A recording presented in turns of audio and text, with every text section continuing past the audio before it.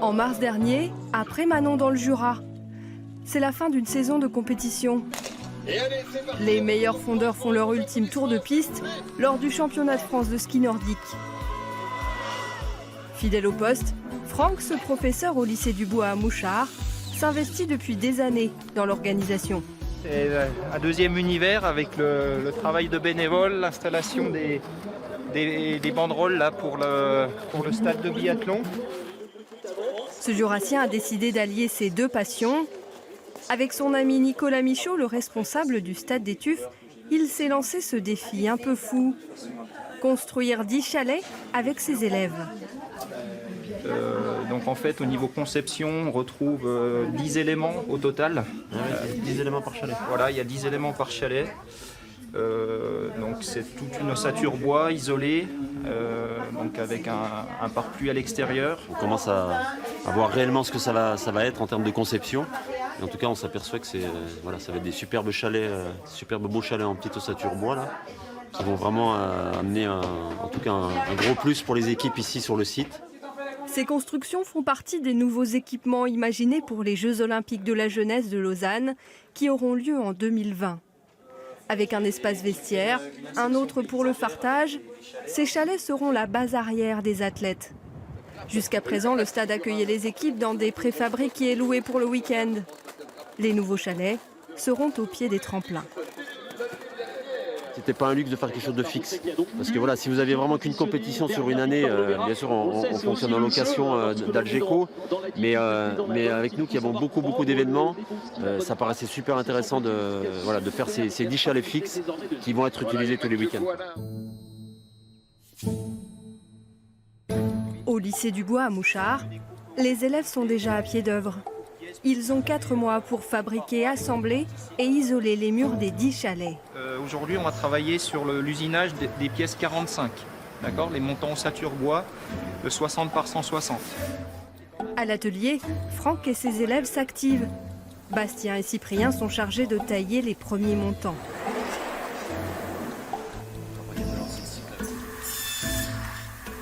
Ces nouvelles machines de taille, en fait, ça permet de retrouver des usinages plus traditionnels. On a beaucoup de rendement avec, ça permet d'avoir beaucoup plus de capacité. Et comme ici, avec les 10 chalets à usiner tous les montants et toutes les lisses manuellement, ça serait beaucoup trop long. Et ces machines-là, elles permettent vraiment d'avoir une capacité supérieure. Pendant ce temps-là, dans l'atelier d'assemblage, une autre équipe monte les premières parois. Bastien et Cyprien les approvisionnent en nouvelles pièces de bois de l'épicéa du Jura. Ouais, mais de toute façon, tu perces que ça. En deuxième année de BTS, Clémence et Louis forment un binôme pour la première fois. C'est vraiment intéressant parce qu'il y a de la communication, c'est là qu'on voit qu'il faut être organisé. Parce qu'on ne vient pas forcément de la même classe, on n'a pas l'habitude de travailler ensemble. Et si le travail est organisé, ça peut que aller. Sauf si vraiment il y a un gros souci, mais pour l'instant, tout va bien. Malgré leur bonne volonté et une organisation bien huilée, les élèves vont faire face aux aléas de chantier. La fabrication prendra plus de temps que prévu. Demain, nous verrons comment ces constructeurs en herbe s'adapteront.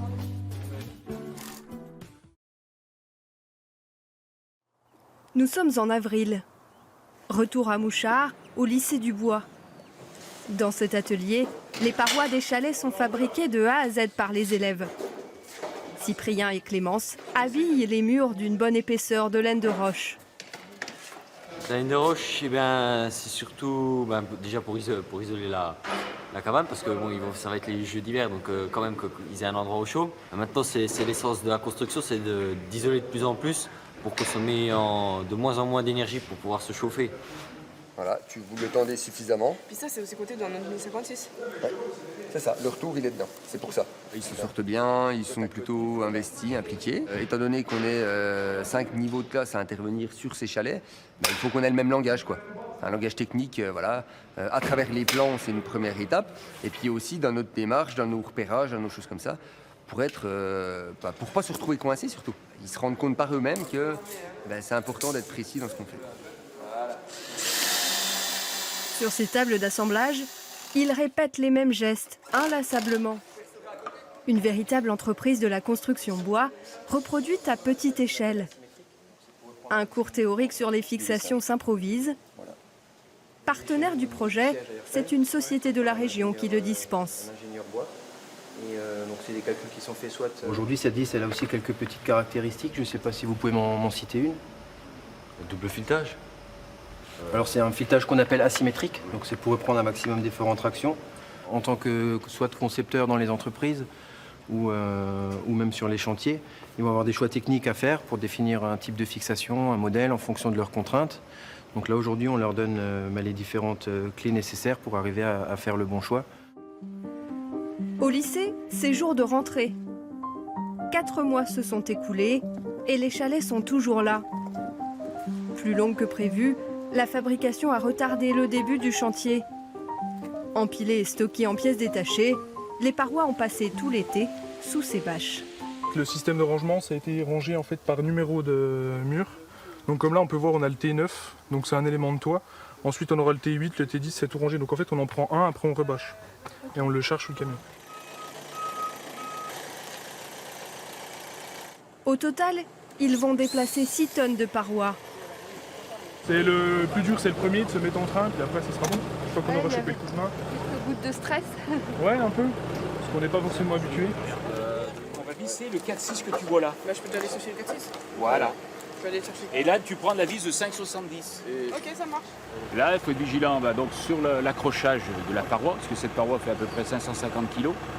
Le déplacement de la paroi, vous avez vu, donc il faut des mouvements assez lents, il ne faut pas être brusque.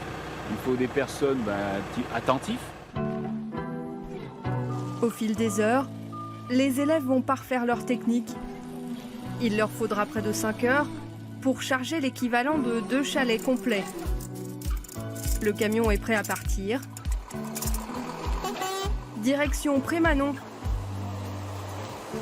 Livraison prévue demain sur le chantier où une autre équipe se prépare à les réceptionner.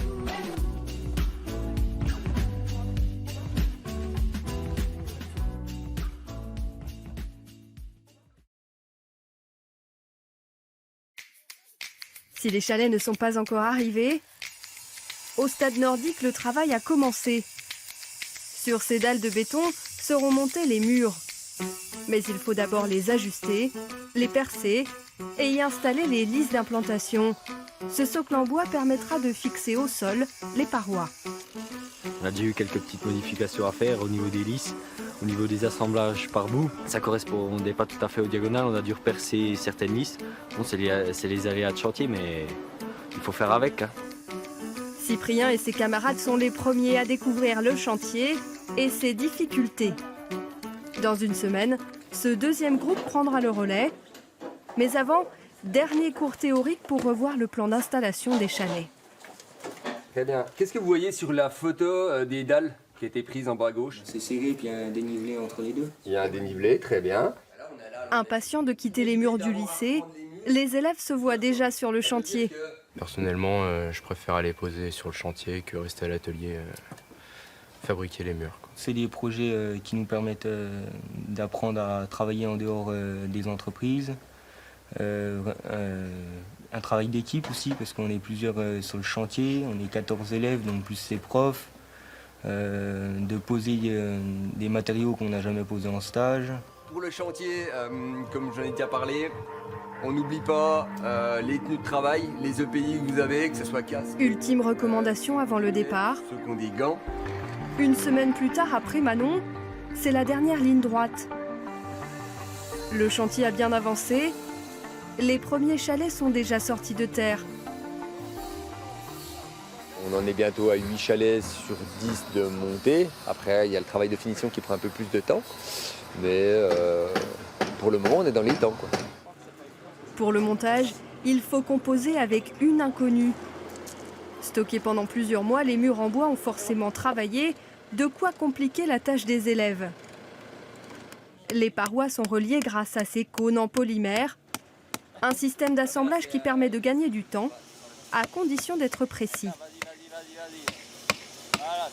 Si on a une différence supérieure à 2 mm, le Konofman il va pas faire son travail de resserrer les parois, il va simplement éclater le bois, parce que c'est vraiment des assemblages assez petits, donc il faut essayer d'être au plus juste, donc c'est pour ça qu'on rapproche les parois avec le clameau ou au serre-joint pour vraiment que ça colle bien et qu'après le Konofman il vienne verrouiller. Au travail depuis 8 heures ce matin, les élèves ont bien mérité une pause déjeuner. Au Centre national de ski nordique de Prémanon, c'est dans le réfectoire des athlètes qu'ils vont reprendre des forces. L'après-midi promet d'être longue. Demain, ils recevront la visite du comité d'organisation olympique. D'ici là, il faudra monter le dernier chalet.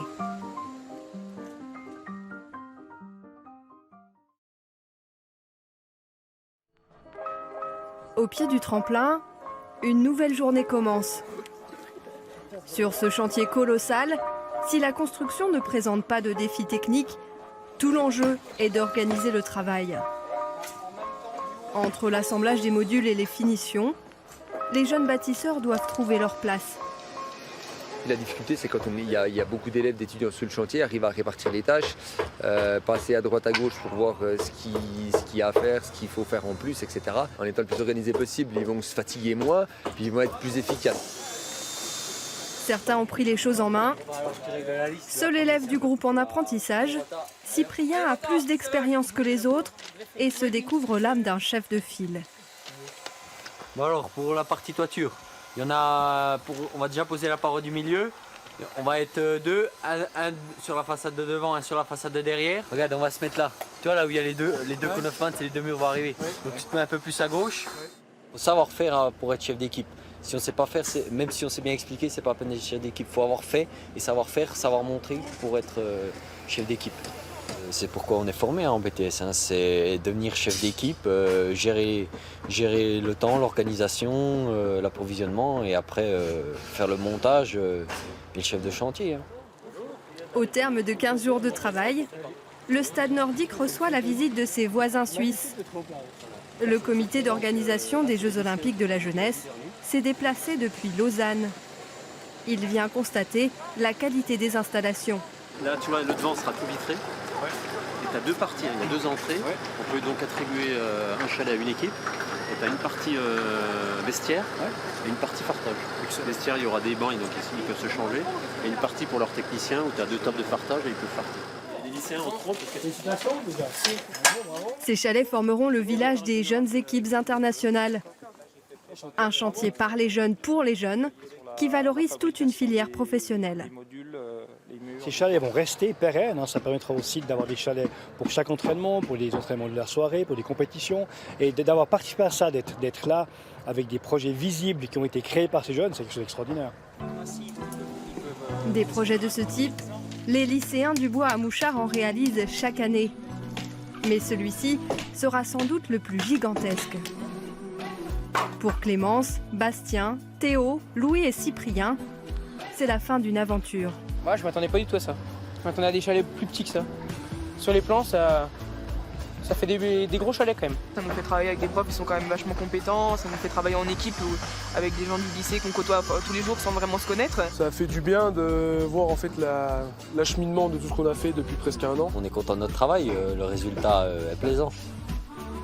Un sapin comme seule empreinte de leur passage, ces bâtisseurs de demain ont laissé place aux athlètes. Les équipes nordiques prendront leur quartier en décembre pour le début des compétitions.